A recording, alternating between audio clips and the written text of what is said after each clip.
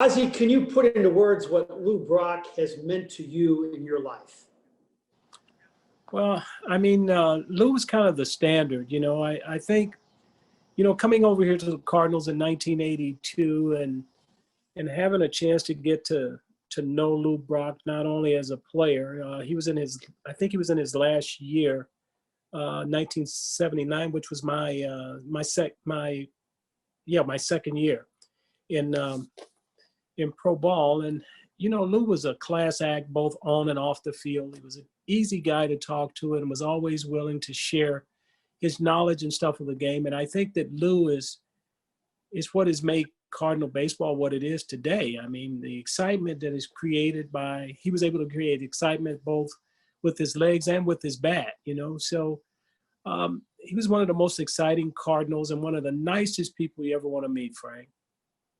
Ozzie, did you ever see Lou Brock in a bad mood?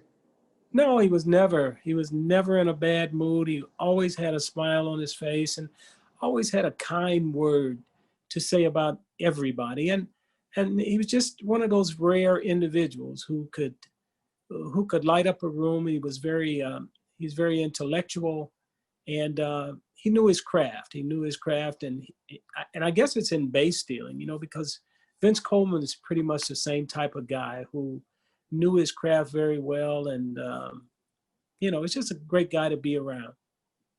Ozzie, I want to get your take on, you weren't with Lou in the beginning of his career, but he encountered racism like all players of his era did.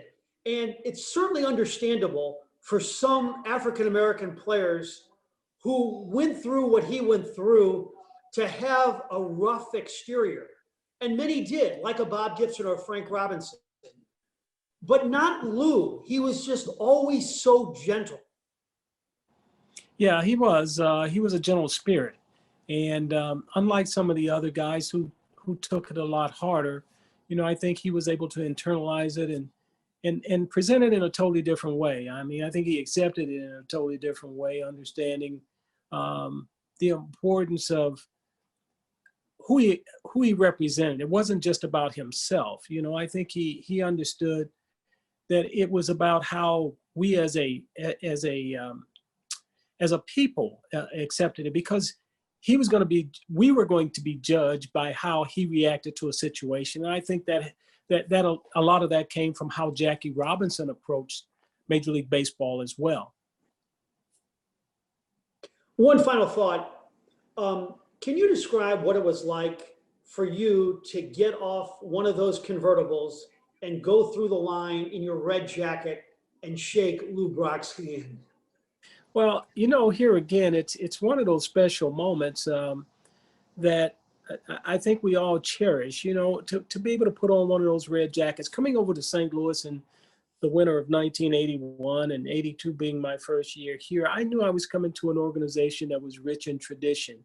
And Lou Brock and Bob Gibson and Red Shane Deans and Stan Musial were all a part of that. And so to be included in that as one of those guys was very, very special for me, Frank. And it's still special today to be able to put it on. It's one of the things that we missed because of COVID-19 this year, but it's always an honor and a special time to be able to put on that jacket and share it with those guys, because those guys are what Cardinal baseball are all about. They were such an important part and had such an impact on the way people look and see baseball here in this town. So to be one of those guys or considered one of those guys has always been very, very special for me.